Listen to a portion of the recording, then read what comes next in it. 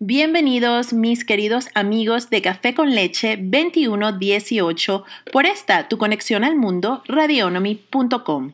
Hoy 10 de mayo del 2015 quiero darle el feliz Día de las Madres a todas las mujeres que luchan por sus hijos, pero especialmente para las madres venezolanas y las madres de los presos políticos que, Dios las bendiga con salud y fuerza para que sigan luchando por esos héroes de Venezuela y más temprano que tarde puedan estar con sus hijos en libertad, sanos y salvos en Cristo Jesús. Amén, así será pronto. Bueno, amigos, hoy estaremos hablando de un tema muy interesante para Venezuela. ¿Por qué sí a una constituyente y no a un referendo revocatorio? Estamos con Rafael Olavarría, licenciado en Relaciones Internacionales de la UCB. Bienvenido, Rafael, de vuelta a tu programa. ¿Cómo has estado? Hola Mariel, muy feliz de estar de vuelta en tu programa. Un gran saludo a toda tu audiencia y un feliz Día de las Madres a ti y a todas las personas que nos escuchan desde todos los rincones de donde estén pendientes de lo que vamos a hablar aquí hoy. Y bueno, feliz, contento de estar contigo y emocionado de tocar estos temas importantísimos para nuestro país. Fabuloso, Rafael, muchísimas gracias.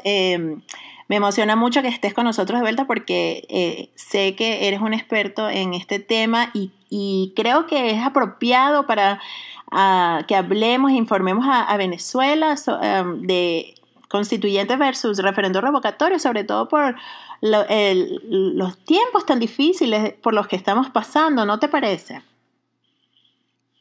Sí, en estos tiempos tan difíciles por los que se están pasando en Venezuela, es importante hacer también énfasis no solamente en la crítica y en denunciar los abusos de la dictadura, que es fundamental, pero también hacer énfasis a las salidas que tenemos a nuestro alcance para recuperar nuestro país. Y lo que vamos a hablar hoy son salidas que se encuentran dentro de nuestra Constitución, totalmente legales y legítimas, que nos pueden servir de abrir esta discusión para empezar también a plantearnos esa ruta a seguir hacia esa transición, hacia una Venezuela libre y democrática. Exacto, y estas son salidas pacíficas, entonces eso es importante recalcarlo. Bueno, Rafael, vamos a comenzar con lo básico para la audiencia que de repente no sabe qué es una constituyente. ¿Qué nos puedes decir? ¿Qué es una constituyente? Para decirlo de la manera más normal y simple, una constituyente es un proceso por el cual una sociedad se dota a sí misma de una nueva constitución. Al igual como pasó en el año 99, se estableció una Asamblea Nacional Constituyente para redactar y después aprobar la constitución que se propuso en ese momento. Una constituyente es ese proceso en el cual se redefine el Estado venezolano, sus fines, sus competencias, sus límites, sus atribuciones del Estado en toda su amplitud. Y eso, es como esa redefinición política de lo que significaría Venezuela, que eso es lo que se logra a través de una constituyente que dotaría a Venezuela de una nueva constitución nacional. Pero Rafael, entonces una constituyente sería solamente para cambiar la constitución o tiene otros beneficios que nos podrían ayudar al pueblo venezolano a salir del momento tan difícil que estamos pasando, a salir de esta dictadura, como lo mencionabas tú al principio? ¿Qué herramientas trae la constituyente que nos puede ayudar a hacer esto? El gran beneficio de la constituyente es que lo cambia todo. O sea, la constituyente establece un nuevo Estado. Y al establecer un nuevo Estado, lo establece, en todas sus dimensiones. Establecer un nuevo Estado desde a nivel de todos los poderes públicos. Para hablar del poder ejecutivo, el legislativo, el judicial, el electoral, el ciudadano. Todos los poderes terminan siendo renovados y digamos quienes tengan un mandato tendrán que revalidar ese mandato. Entonces la constituyente lo que abre el paso es a un renacer total, estructural del Estado venezolano, y permite atacar el todo desde sus raíces. O sea, es un cambio, podría traer un cambio institucional completo en su total dimensión para Venezuela, que es una de las cosas que o sea, digamos que es como una de las formas de atacar el problema venezolano desde una de sus raíces. O sea, que hablando coloquialmente, sería un nuevo CNE, un nuevo TSJ, o sea, todo sería nuevo, limpio, para salir de pues las personas que están ahorita en poder, que están afiliadas al régimen, que realmente no nos permiten tener poderes separados, ¿no? Sí, porque la Constitución, así como tú dices, para decirlo coloquialmente, el pueblo venezolano tiene la capacidad de cambiarlos a todos, absolutamente todos los corruptos, todos los que han utilizado el poder para estar abusando, todos los que han violado derechos humanos. Es una forma de cambiarlo todo. Y como se dio cuando después que se aprobó la Constitución del 99, eso también fue así, e inclusive Chávez fue a otras elecciones presidenciales en ese momento, cuando Arias Cárdenas estaba del lado de la oposición. Como vemos, y cambia de un lado al otro, brinca de un lado al otro, pero en ese momento él estaba del lado de la oposición, que Arias Cárdenas era el candidato presidencial en contra de Chávez. Esa elección presidencial se hizo después de la constituyente del 99, y se hizo como para revalidar quienes iban a estar en la cabeza del Estado. Entonces la constituyente abre este espacio para que tú puedas cambiar todas las autoridades y renovar todos los poderes públicos, no solamente renovarlos, sino cambiarlos, porque tú puedes entonces, a través de una nueva constituyente, puedes inclusive modificar, o sea, puedes incluir cosas de la Constitución que tenemos ahora, pero también se pueden incluir otras, se pueden incluir más límites al poder, quizás no estén incluidos en esta Constitución. Inclusive se puede restablecer como lo que había puesto Chávez, que logró la reelección indefinida. Se puede restablecer todos estos límites a la reelección, se puede incluso disminuir el periodo presidencial. O sea, con una constituyente se pueden hacer muchísimos cambios fundamentales, no solamente cambiar a la gente que está ahí, sino además perfeccionar el Estado venezolano. Bueno, pero expliquémosle a la audiencia, porque eso suena como, puede sonar como algo peligroso, porque si con una constituyente podemos hacer tantas cosas, hasta como tú dices, que Chávez logró lo que era la reelección indefinida, pero si no me equivoco, él logró eso fue a través de una enmienda, ¿correcto? Sí, él logró eso intentó lograrlo a través de la reforma constitucional en el 2007. Que no pasó. Que no pasó, y después pasó con la enmienda. Entonces, hablando coloquialmente, como te decía antes, para que la audiencia, pues, que realmente no está empapada de todas estas cosas, entienda. Entonces, una constituyente vendría siendo el resultado de la expresión soberana de una nación, traducida en la elección de una asamblea encargada de transformar el Estado, crear un nuevo ordenamiento jurídico, como ya tú lo mencionabas, y si es necesario, redactar y promulgar una constitución. Es decir, es la voluntad en que el pueblo se pone de acuerdo para definir cómo quiere que sea el Estado, el país, como tú decías, todo nuevo, ¿no? Donde vive la manera general de sus leyes y de la política. El poder constituyente se le da a una asamblea o a una convención, significa que se le otorga a un grupo de personas electas para que defina esa voluntad. Entonces, es un poder, pero es un poder que tiene con el control el pueblo. Entonces, no es un poder desbocado, no es algo que de repente pueda ser contraproducente, sino por lo contrario, nos ayudaría, como tú decías, a salir de la dictadura que estamos hoy, limpiar todos los poderes que se encuentran pues manchados de corrupción y bueno, definir cómo queremos seguir adelante, ¿correcto? Sí, Sí, sin duda alguna.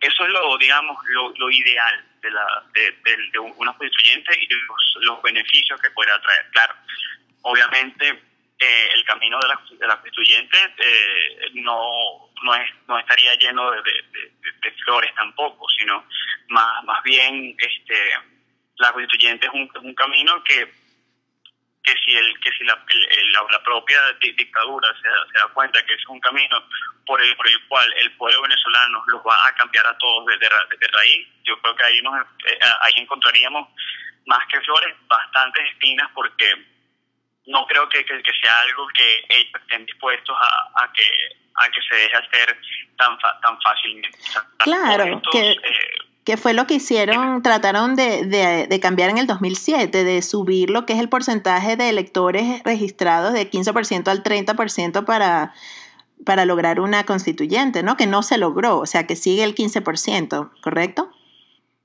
Sí, claro, esa reforma que intentó hacer Chávez hizo cambios, pero profundos, o sea, uh-huh.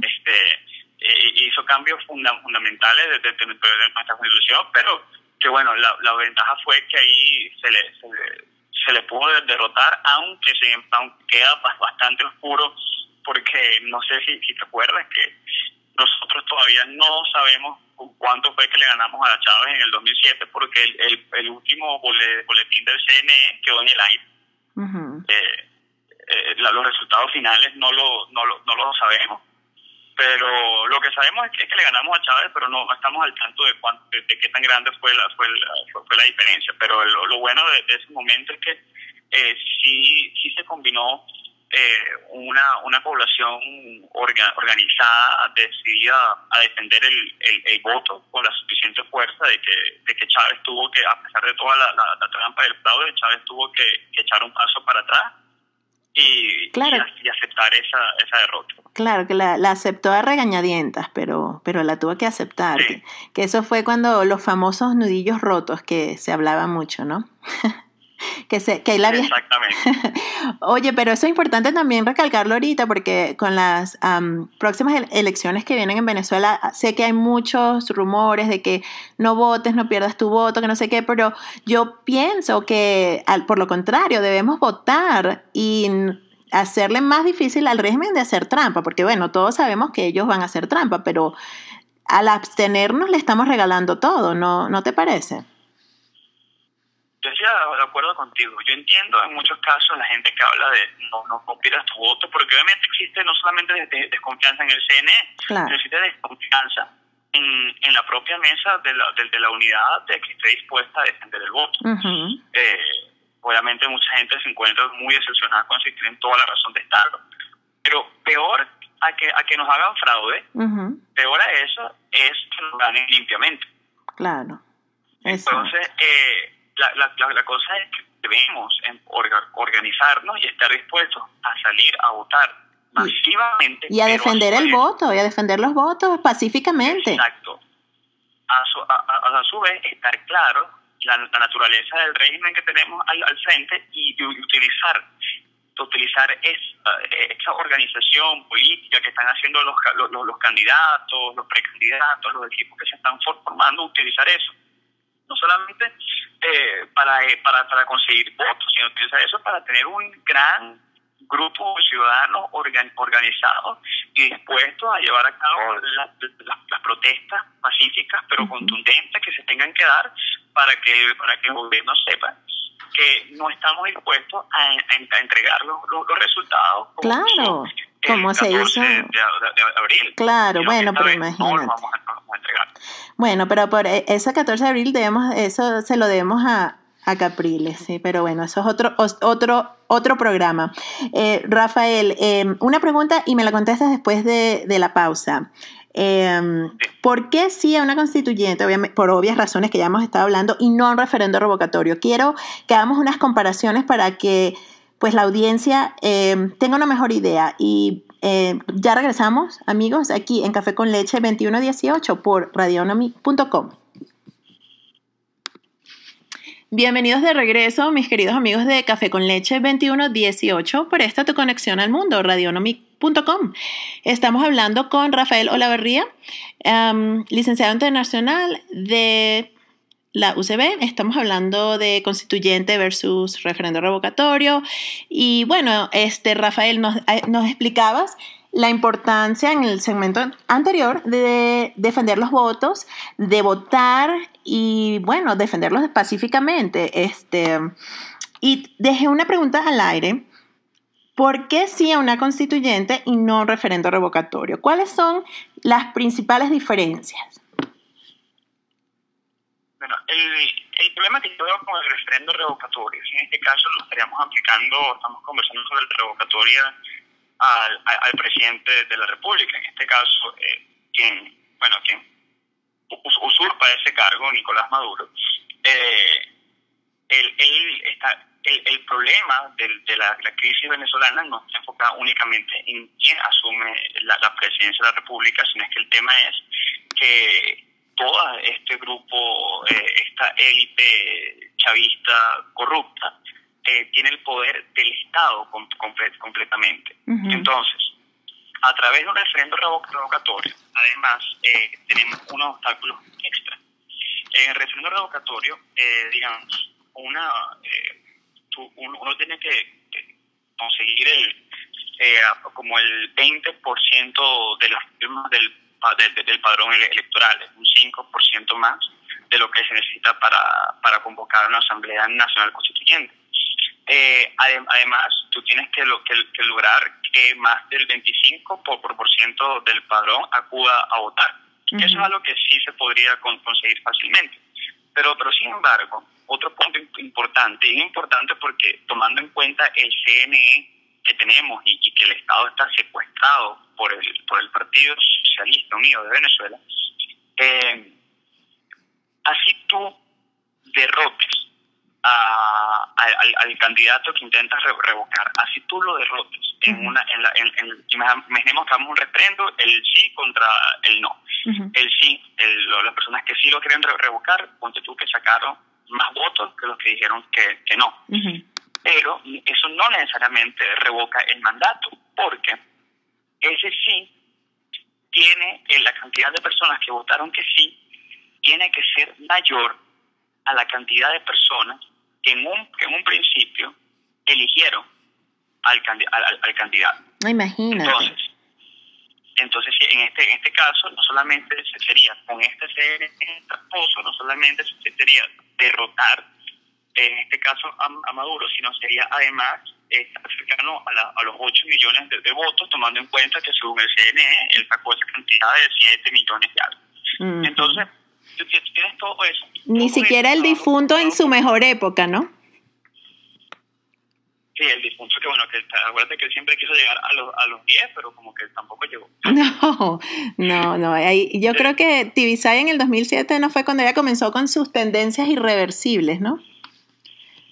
Tibisay, su tendencia irreversible, sí. Terrible. Bueno, disculpa que te interrumpí, adelante. No, es como uno de los clásicos de Tibisay. Sí.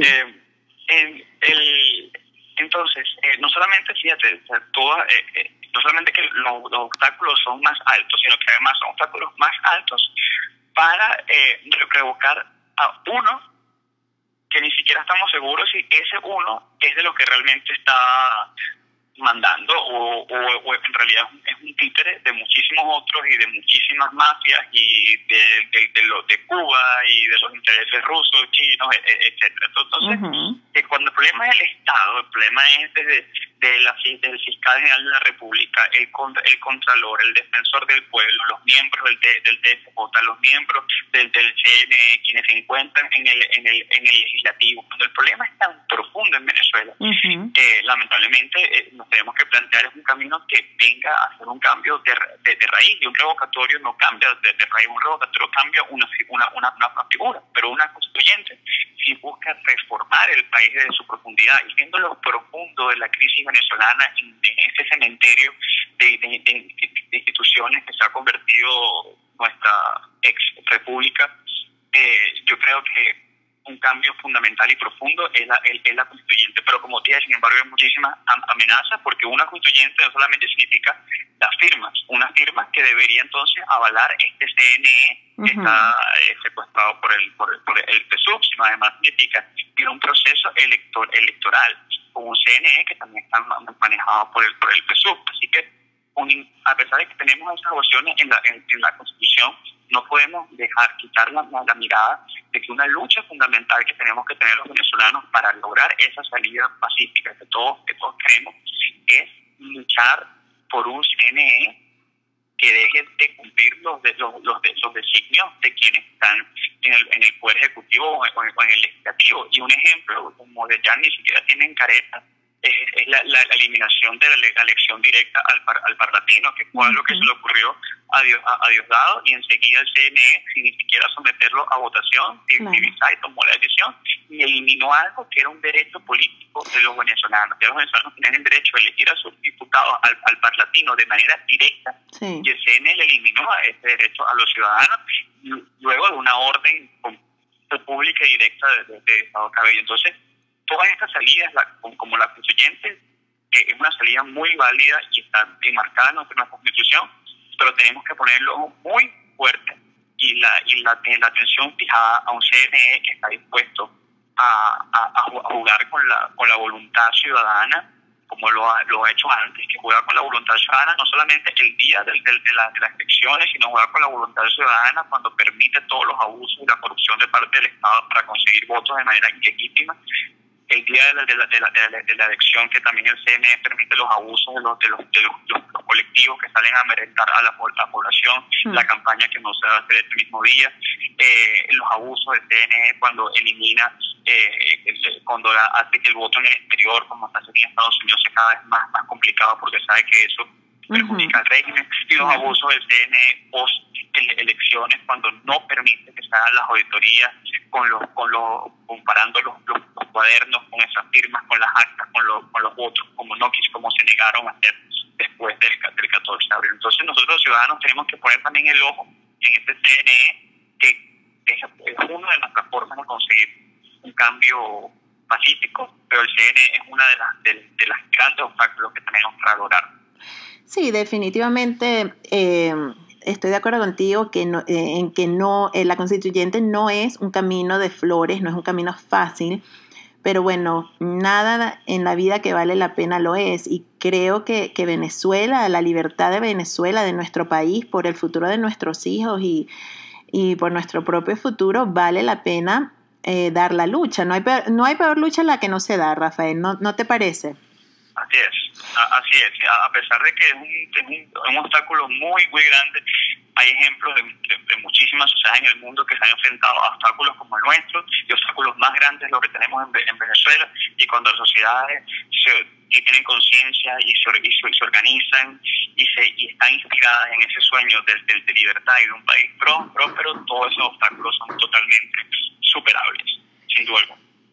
Bueno, Rafa, entonces, claro, eso es así, es algo que es difícil, pero no imposible. Imagínate, cayó el muro de Berlín, puede caer este régimen, ¿no? Sí, bueno, y eso, en el mundo, desde tantos ejemplos que existen de sociedades que cuando se deciden y se movilizan por un fin en común lo logran. Desde ejemplos en Europa del Este, desde lo que sucedió en Serbia, desde lo que sucedió en la Revolución Naranja en Ucrania, son ejemplos de sociedades que lo han logrado. Pero nosotros, sin embargo, tenemos obviamente esos obstáculos más grandes, que no solamente el obstáculo del Estado como tal de la dictadura, sino tenemos obstáculos de esos agentes que son extraestados pero trabajan para él, como son los grupos colectivos, los grupos armados. Nosotros tenemos, por eso el reto venezolano es un reto grande, porque no solamente uno enfrenta a las fuerzas represivas del Estado, sino enfrenta a los grupos paramilitares que están dispuestos a asesinar venezolanos en nombre de la revolución que ellos profesan. Entonces, pues eso nos obliga muchísimo a que la solución no es fácil, tenemos que pensarla muy bien y hacer estas cosas, conversar bien sobre estos mecanismos y planear una buena estrategia que nos traiga resultados concretos y que nos traiga, en la medida de lo posible, una inexistente pérdida de vidas en el proceso, porque ya bastantes venezolanos inocentes han caído y siguen cayendo por culpa de la dictadura venezolana. Y lo que queremos, una de las por lo que se busca esa salida pacífica, no solamente es porque nos ayudaría a establecer una democracia que se mantenga en el tiempo, porque además esto no es un tema de enfrentar venezolanos con venezolanos, claro que no. y además es un tema de generar un cambio, pero preservar las vidas de los venezolanos, que es lo más importante. Y la lucha pacífica, organizada e inteligente es una manera en la que se logra luchar por la verdad sin imponerle la verdad y sin la violencia, que es lo que uno le critica al régimen, y además de eso no asumiendo la menor cantidad de riesgo posibles a nivel de perder la vida, que es lo que no queremos que pase con los venezolanos, que no queremos más como el día de hoy, un día de la madre, y pensar cuántas madres deben estar sufriendo, no solamente las madres de los presos políticos, las madres de los asesinados en las protestas, y las madres de todos los que mueren minuto a minuto en las calles de Venezuela por esa delincuencia desbordada. En Venezuela y que la delincuencia desbordada no es un tema de que el gobierno no sabe cómo atacar el problema, un tema de que el gobierno es que él obvia el tema de la delincuencia, y lo obvia porque la delincuencia le ha servido al gobierno para mantenerse al poder, porque la delincuencia destruye el tejido social, desmoviliza a una sociedad que tiene que encerrarse en las casas a las 5 o 6 de la tarde, y además la delincuencia está del lado del gobierno. Claro, la delincuencia es la mano derecha. La delincuencia, como tú decías, los colectivos son la mano derecha de este régimen, y yo me quedé sorprendida realmente cuando estuve haciendo la investigación de enterarme de que en Venezuela hoy por hoy hay más muertos que de repente en un país del Medio Oriente, que se viven unas crisis terribles, y yo realmente me sorprendió la cantidad de muertos. Por ejemplo, el mes pasado creo que fueron 400 o más de 400 cadáveres que ingresaron a la morgue de Bellomonte, y yo realmente eso no lo asimilo. Y como tú decías, un día como hoy, súper triste para las madres que en Venezuela hayan perdido tanta gente inocente. Pero Rafa, vámonos a un corte. Cuando regresemos quiero hacerte 2 preguntas. Me las contestas después del corte. Uno, ya has mencionado un par de veces los colectivos. Esto no es ningún secreto para nadie. Se sabe que son la mano derecha del régimen.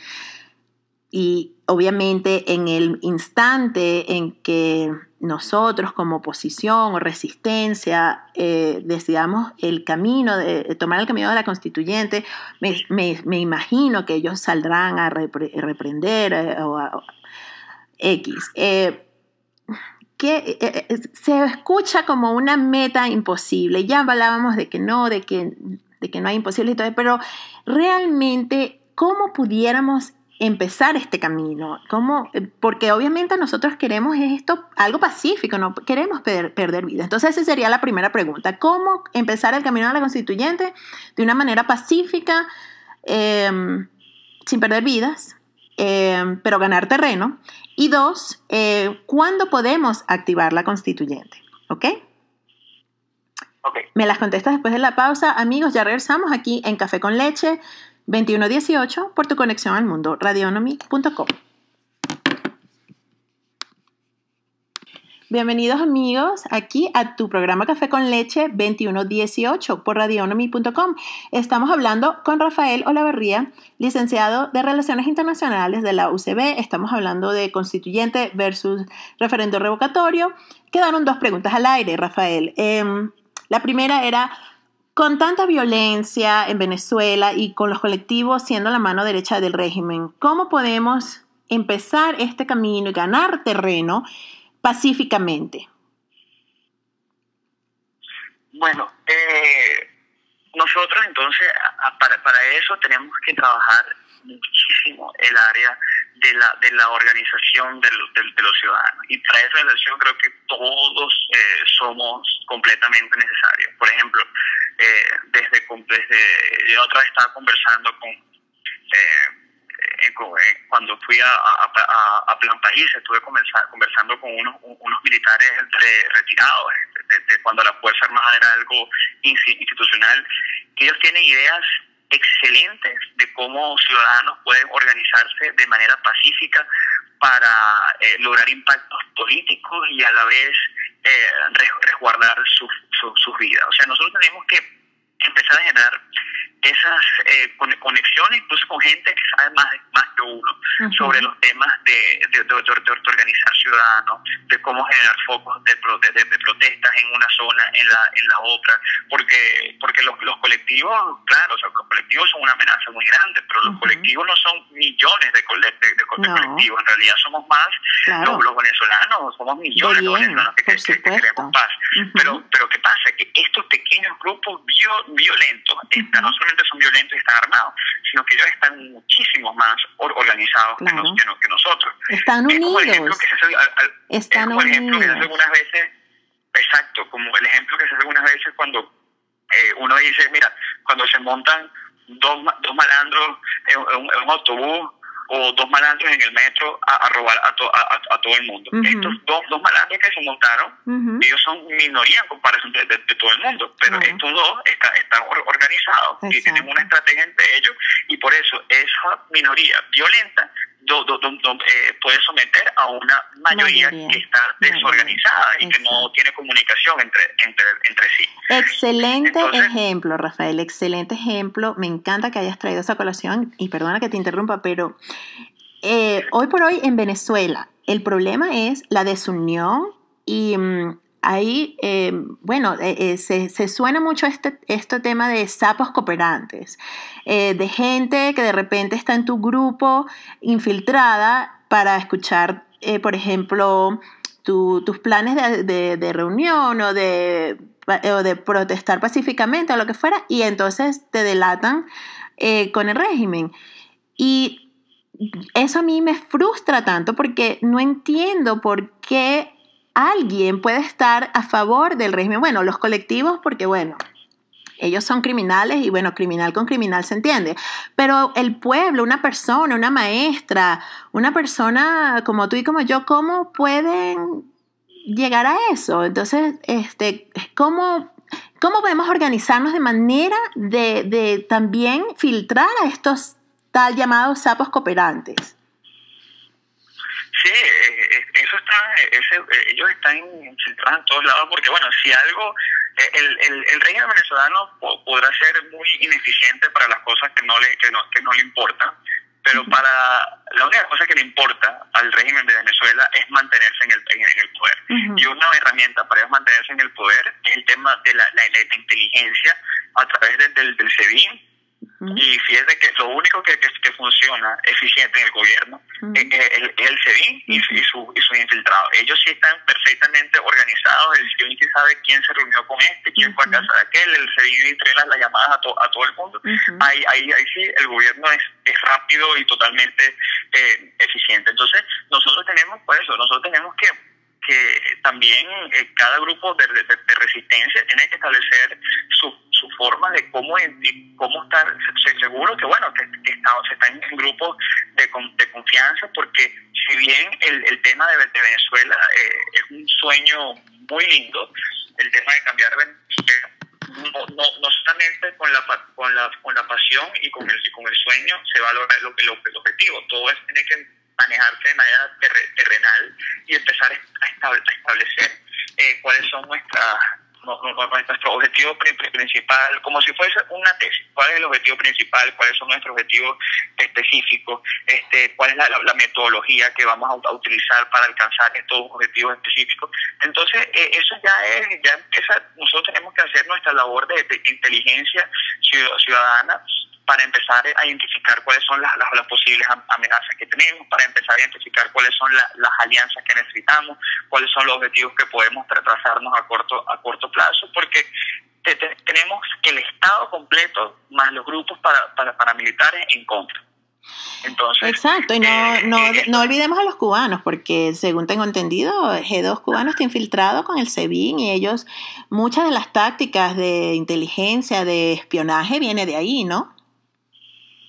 Exactamente, y estás en todo lo correcto, porque dentro del Estado venezolano, lamentablemente, no es tan venezolano como la palabra. En el Estado venezolano ya vemos cómo uno no solamente se enfrenta a ellos, sino que se enfrenta a toda esa red que existe con Cuba, toda esa red que existe con grupos extremistas islámicos que se ha denunciado tantas veces, toda esa red que ha existido no solamente con gente como Hezbollah, con gente con el gobierno de Irán. O sea, nosotros lo que tenemos enfrente es un problema muy fuerte, y es por eso que, bueno, que eso es otro tema, pero es por eso que también nosotros necesitamos alianzas internacionales importantes en este tema. Pero a nivel interno de Venezuela, no podemos pensar que nos estamos enfrentando a un gobierno malo e ineficiente, sino en realidad nos estamos enfrentando a una dictadura criminal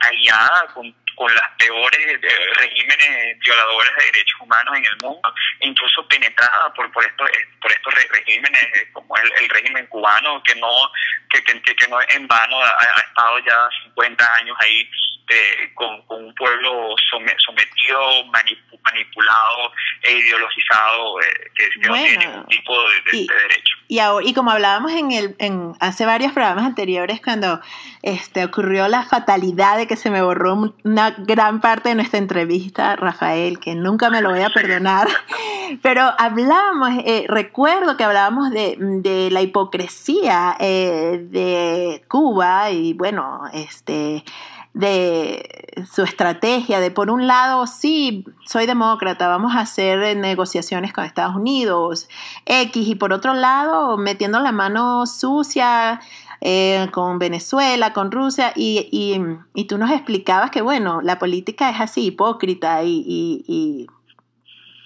¿no? Entonces, por un lado, también decíamos que qué bueno por el pueblo cubano, que le levanten el embargo, etcétera, pero por otro lado era qué triste que entonces nosotros ahora somos, ojalá que no, pero por todas las evidencias y por todo lo que se está viviendo en Venezuela, si no hacemos algo pronto, ¿tú crees que pudiéramos llegar a ser la nueva Cuba? Yo creo que estamos, no creo que específicamente de las mismas características de Cuba, o sea, no creo que Estados Unidos ya obviamente ya ha dejado a un lado de su política exterior a aplicar embargo como el embargo cubano, pero sin embargo sin necesidad de ningún tipo de embargo. O sea, las condiciones de vida en Venezuela se están viendo de una vez hacia las condiciones de vida en Cuba, incluso en algunos casos hasta peores, porque no solamente es el pasar trabajo a nivel económico, sino tenemos un extra que no tienen en Cuba, que es la delincuencia desatada y los colectivos, por las calles. Claro, y los colectivos.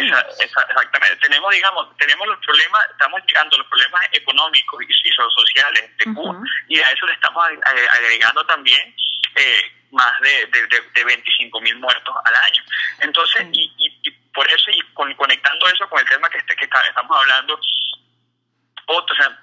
otra de esas formas de reinventar ese Estado, expulsar a todos estos cubanos e iraníes y todos estos extranjeros que también están definiendo la vida y aceptando la vida de los venezolanos. Es por eso que cobra tanta fuerza el tema de una constituyente, porque sea una de esas maneras de poder remover desde la raíz y reinventar el Estado y terminar de expulsar a todos estos dictadores y violadores de derechos humanos que, aliados con los venezolanos, están haciendo que la vida de los ciudadanos dentro de nuestro país esté cada vez más difícil y vivan una vida mucho más oprimida, controlada y con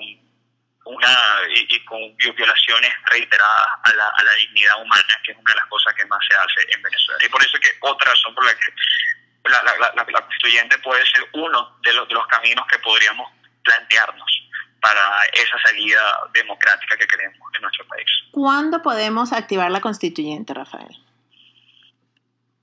La constituyente se puede activar en cualquier momento. No existe, a diferencia del revocatorio. Para el revocatorio uno se tiene que esperar a la mitad del mandato. En la constituyente se puede en cualquier momento, ya que según lo establece el propio artículo 347 de nuestra Constitución, el pueblo de Venezuela es el depositario del poder constituyente originario. O sea, la Constitución, el poder reside en los ciudadanos venezolanos, y los ciudadanos venezolanos pueden en cualquier momento que lo decidan convocar a una Asamblea Nacional Constituyente. Y o sea, ayer, por decirlo, ayer lo podemos hacer. Exactamente. Mientras más rápido, mejor. Exactamente. Y la Asamblea Nacional Constituyente, mientras esta Asamblea esté instalada, la Asamblea Nacional Constituyente se encuentra por encima de los poderes constituidos. Es decir, ningún poder constituido actualmente tendría mayor poder que la Asamblea Nacional Constituyente que empecemos a generar con los venezolanos. Entonces, obviamente es un tema importante. Sabemos que por un tiempo Voluntad Popular estaba sosteniendo la tesis de la Asamblea Nacional Constituyente. Ahora están con el tema de las parlamentarias, pero según ellos piensan retomar eso con la constituyente, porque no solamente la constituyente se puede convocar de diferentes formas, y una de las formas es que la Asamblea Nacional puede convocar también a una constituyente. O sea, no solamente lo tienen que hacer los ciudadanos, también hay diferentes formas, digamos, de convocar a una Asamblea Nacional Constituyente, y la Asamblea Nacional, por decir, el Parlamento venezolano, es uno de los que tiene esa potestad. Interesante, no sabía eso. Quiero que me cuentes un poquito más sobre eso en un momento, pero también otra cosa que me pareció interesante mientras hacía la investigación es que cuando se activa la constituyente también pudiéramos ir a voto manual, ¿correcto?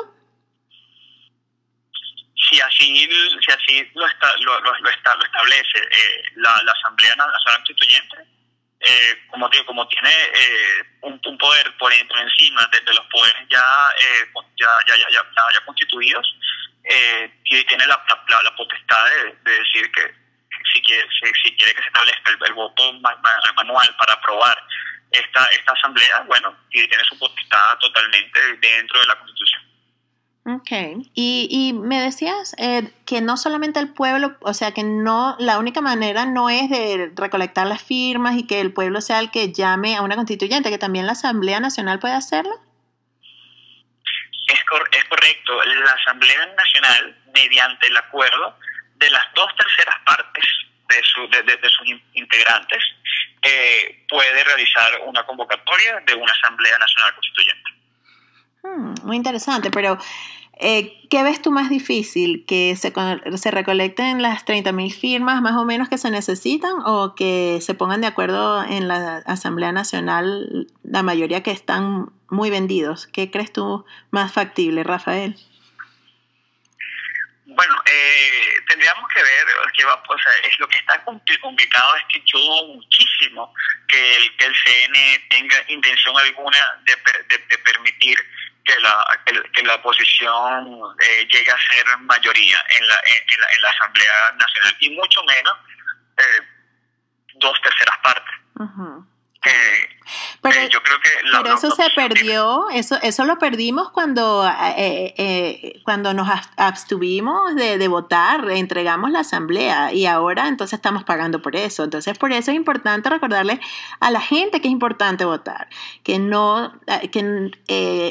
el régimen está haciendo una campaña de desesperanza y de guarda tu voto, y no me extrañaría nada que ellos estén detrás de esa campaña, porque a ellos les conviene que uno no salga a votar.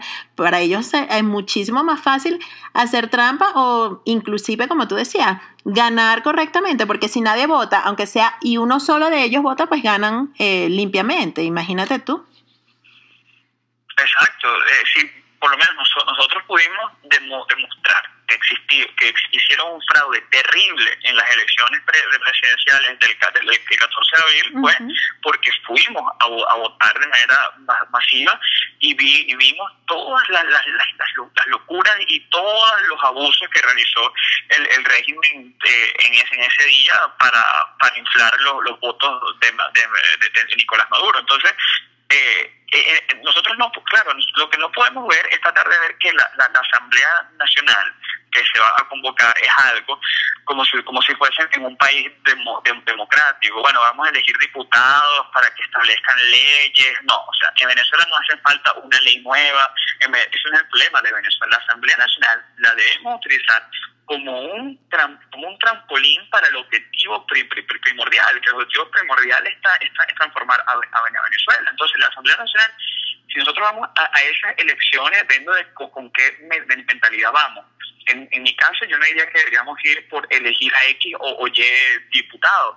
En realidad es ir a demostrar la fuerza que tenemos como pueblo opositor y presentarle un reto al régimen. Y presentar el reto al régimen que significa obligarlos a aceptar los resultados electorales, porque tienen que saber que el pueblo de Venezuela está dispuesto a protestar y salir a la calle con contundencia, como no se hizo en abril, a denunciar cualquier tipo de fraude. Nosotros tenemos que estar viendo esto como una oportunidad de reactivar al pueblo venezolano en torno a la defensa de los derechos. No como una elección normal, porque no estamos en democracia. Sin embargo, claro, nosotros no podemos renunciar a algo y hacer que ellos ganen de manera que no tengan que hacer fraude, porque eso nos daría un golpe enorme a la causa, porque entonces ellos quedarían consolidados. Ganarían credibilidad internacional,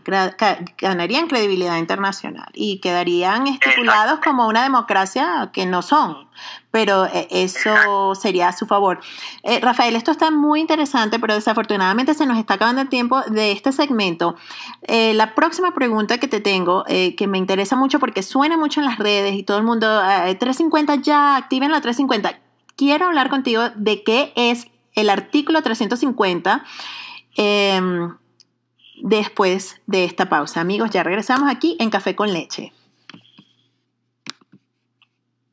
Bienvenidos de regreso, mis queridos amigos, aquí en Café con Leche 2118. Estamos hablando con el licenciado en Relaciones Internacionales, Rafael Olavarría. La pregunta que quedó en el aire es sobre el artículo 350 que se maneja mucho en las redes sociales, de 350 ya, actívese la 350, pero es evidente que el artículo 350 es un capítulo obviamente de la Constituyente, por lo tanto es un artículo vinculante a la misma y al resto de los demás artículos. Rafael, háblanos un poco de qué es el artículo 350 de la Constitución de la República Bolivariana de Venezuela y qué crees tú que se puede usar aisladamente del resto de los artículos de ese capítulo. No, el 350 de que está dentro del mismo capítulo de la Asamblea Nacional Constituyente, es un artículo, primero es un artículo, a mí me parece que es muy hermoso e importante, porque es un artículo que recoge el derecho histórico que tienen los ciudadanos a rebelarse contra un poder ilegítimo, un poder que menoscabe sus derechos, ¿no? Inclusive ahí establece que el pueblo de Venezuela desconocerá cualquier régimen, legislación o autoridad que contraría los valores, principios y garantías democráticas o menoscabe los derechos humanos. Yo te diría, sí existen todas las condiciones para que el 350 sea una medida totalmente legítima para los venezolanos, sin pensarlo, digo que sí. Sin duda alguna lo que se tiene en Venezuela es una autoridad que, obviamente, si uno lo ve por parte, es un régimen que contraría los valores de los venezolanos, nuestros principios, nuestras garantías democráticas que están totalmente destruidas y menoscaba los derechos humanos. O sea, cumple con todos los, estos supuestos para que el 350 sea algo válido. El problema es que como ciudadanos no tenemos la organización para llevar a cabo una desobediencia civil de tal magnitud en estos momentos. Es algo que se comenta muchísimo por redes sociales, pero hay que ver cómo se lleva esto a la práctica. Tenemos que ver si los venezolanos estamos dispuestos a unirnos todos, por ejemplo, y no pagar impuestos, porque para pagar impuestos es una de las maneras que uno financia el régimen, y esa plata que uno le paga en impuestos es plata que o se roban ellos, o es plata que se devuelve a nosotros, pero no se nos devuelve en calle, en hospitales, sino es plata que se nos devuelve en lacrimógenas, en tiros, en violaciones de derechos humanos. Pero la cosa es ver de verdad si una inmensa cantidad de venezolanos están dispuestos a no pagar impuestos, están dispuestos a no darle ni un bolívar más al CENIAT, están dispuestos a buscar la forma de cortar toda la parte de financiamiento que tiene la dictadura del dinero de uno. Esa es una de las formas de desobediencia civil, claro, que son legítimas. Por eso la cosa es, sí estamos en una situación en la cual el 350 puede ser totalmente válido, pero no tenemos, a nivel político la organización y la fuerza para decir el pueblo venezolano el día tal no va más a pagar ni un bolívar más de impuesto a la dictadura hasta que no se restablezca un paro nacional, un paro nacional que realmente donde todos estemos aportando, donde de verdad un día se pare Venezuela por completo. Exacto. Carratú hablaba de eso en uno de sus audios, muy interesante, que él decía, si en Venezuela se uniera y realmente se parara, este régimen sale no menos, creo que él dio, no sé, un lapso de 7 días, una semana, algo así. Entonces imagínate, si realmente nos uniéramos, pudiéramos hacer que esta pesadilla se acabara muchísimo más rápido.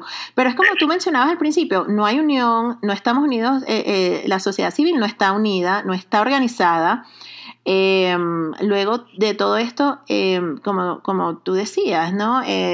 También el miedo, la inyección de miedo que el régimen le ha puesto al pueblo es demasiado grande, no solamente de la mano de los colectivos, pero de la misma mano de la Guardia Nacional. Entonces, son tantos factores que están en nuestra contra, Rafael, que por eso es interesante hablar de esto. Entonces la 350 es algo que sí es factible, es algo que es válido porque estamos en una anarquía realmente, para no irnos muy lejos, pero ¿cómo hacerlo con tanta desunión? Que vamos a de repente hablar un poco de los pasos a seguir, porque también hay algo que está rodando mucho que se llama el arte del desafío político no violento, que es una de las cosas que tú hablabas de no pagar impuestos, está incluido ahí. ¿Qué más podemos brindarle a la audiencia como ideas para ayudar en este tema, Rafa?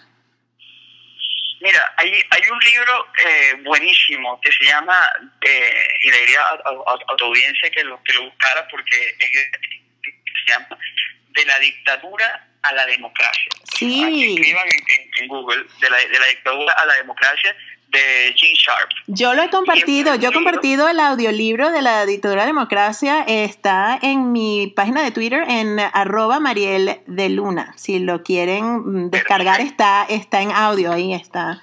Adelante, Rafa, sí, es buenísimo. Que lo busquen ahí, porque ahí él propone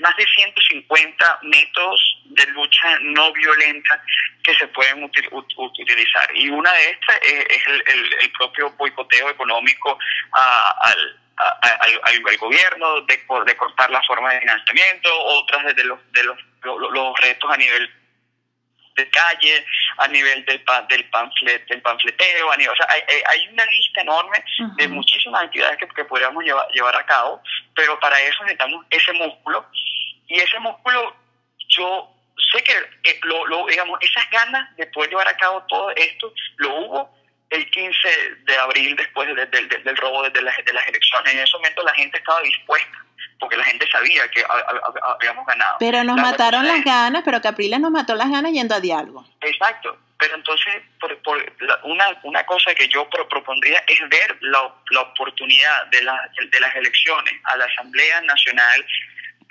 como una oportunidad de motivar al pueblo venezolano, pero con la certeza y la garantía de que el liderazgo político junto con los ciudadanos organizados no vamos a permitir que nos roben las elecciones. Exacto, y que Venezuela esté clara. Aplicar el fraude. Claro, y que Venezuela esté clara que la MUD es el enemigo más grande que tiene hoy por hoy la oposición. Ellos no trabajan a nuestro favor, ellos no ir a diálogo, ellos no pueden ir a diálogo a nombre del pueblo porque ellos no están negociando nada que nos beneficie. Entonces, es importante eso, es importante, bueno, que si la gente quiere conocer más sobre los beneficios de la constituyente, pueden ir a la siguiente página que está cargada de información muy importante y explica paso a paso todo lo de la constituyente. Es constituyevenezuela.blogspot.com. constituyevenezuela.blogspot.com. Si quieren descargar el audiolibro de la dictadura de la democracia que hablaba Rafael, en @marieldeluna Twitter. Y bueno, Rafa, discúlpame que te interrumpí, se nos está acabando el tiempo. Ya para cerrar, quiero bueno, contigo necesitamos varios programas. Definitivamente te invito a que regreses más adelante para que sigamos hablando de esto y de repente después de que pasen las elecciones en Venezuela para que hablemos un poco de lo que pasó. Pero para cerrar, hoy por hoy, bueno, en Venezuela bizarra, como se le dice por ahí o como le llamo yo, ¿crees que es factible realizar una constituyente? ¿Cuáles serían unas palabras, unos consejos rápidamente para la audiencia para, como tú dices, reactivarnos ahorita con lo de las elecciones y volver a encender esa llama que pareciera estarse apagando? Bueno, primero, yo pienso que a pesar del miedo que instauró el régimen a través de la lista Maizanta y de la lista Tascón, los resultados de encuestas que habían presentado anteriormente, cuando se hablaba de la constituyente, se decía que una parte importante de la población estaba dispuesta a firmar y que veía que la constituyente era una gran parte de la población, como el 55-60%, veía que la constituyente podría ser un camino para salir de la crisis. Entonces yo creo que si se hace un buen trabajo a nivel no solamente político, a nivel de inspirar a los ciudadanos a pensar en la Venezuela que se puede conseguir, sí puede ser un camino factible. Y una recomendación que yo puedo dar es, como tú decías, dentro del liderazgo político de la oposición hay muchísimos que juegan a la desmovilización de nosotros. Nosotros tenemos que primero hacer que eso, o sea, no solamente de denunciar a los que hacen ese juego en conjunto con el régimen, sino también premiar a aquellos líderes que están luchando de verdad por esa Venezuela nueva. No podemos olvidar no solamente a Leopoldo, a Antonio, a María Corina, quienes están en una lucha titánica en frente de la dictadura. Darles el apoyo que necesitan mientras estén haciendo las cosas bien, pero también no solamente depender de los líderes, sino también entre nosotros mismos, conversar, organizarnos, conocer a los líderes que pueden existir en diferentes urbanizaciones o vecindarios, porque durante las protestas en febrero se generaron muchísimos liderazgos natos dentro de las propias comunidades que se enfrentaron a las violaciones de derechos humanos, y nosotros podemos empezar a generar nuestras redes entre ciudadanos que estemos comprometidos, y así generando todas estas redes, que son redes que de verdad quieren luchar por una Venezuela libre, nosotros empezar a tener fuerza para cuando llegue el momento, no solamente una fuerza para los votos, sino una fuerza que más importante, o sea, tan importante como salir a votar, defender los votos el día siguiente de las elecciones. Y eso es responsabilidad no solamente de los líderes políticos, sino responsabilidad de nosotros mismos, porque nosotros somos los que estamos poniendo nuestro voto ahí, y yo como venezolano que voto, yo necesito hacer que mi voto cuente y no voy a regalarle mis derechos a nadie. Así sea que algunos políticos estén negociando, al final es la fuerza ciudadana quien se tiene que imponer, hagan ellos lo que hagan. Como tú ya habíamos comentado que hasta el muro de Berlín había caído, es verdad, el muro de Berlín cayó, y no cayó porque un ciudadano mesiánico mandó a que la gente tomara el muro. Cayó porque la gente tomó conciencia, y eso está lleno de héroes anónimos, ciudadanos comunes que derribaron ese muro de Berlín. Y eso es un ejemplo que tenemos que tener nosotros. Más allá de los liderazgos, somos los empoderados y somos los que tenemos que empezar a generar ese cambio. Así es, Rafael. El tirano llega hasta donde el pueblo lo deja, ¿no? Así es. Bueno, nosotros somos los que tenemos el verdadero. Nosotros tenemos el poder. Nosotros como pueblo soberano tenemos el poder, y Venezuela tiene que despertar y tomar las riendas de su futuro. Así que bueno, muchísimas gracias, Rafael, por venir y por honrarnos con tu presencia, con tu sabiduría de este tema, y por compartirlo con la audiencia. Espero, como te dije, tenerte en todos los programas que quieras por acá. Y bueno, nada, amigos, ya saben, Café con Leche 21:18 todos los domingos, 7:30 hora montaña, 9 p.m. Venezuela. Para más información sobre lo que es la constituyente, pueden por favor ir a constituyevenezuela.blogspot.com, y para escuchar de este libro de que hablaba Rafael, que está buenísimo, de la dictadura a la democracia, pueden entrar a mi página, y bueno, lo pueden conseguir, me imagino, en Amazon o en cualquier parte, pero pueden entrar en mi página de Twitter, @marieldeluna. Bueno, Rafael, gracias por todo, y amigos, espero les haya gustado, y ya saben, no regalen su voto, defiendan sus derechos, organícense pacíficamente, infórmense sobre lo que viene siendo el arte del desafío político no violento, y recuperemos a Venezuela, ¿ok? Rafael, gracias. A ti, Mariel, muchísimas gracias. Bueno, amigos, los espero el próximo domingo.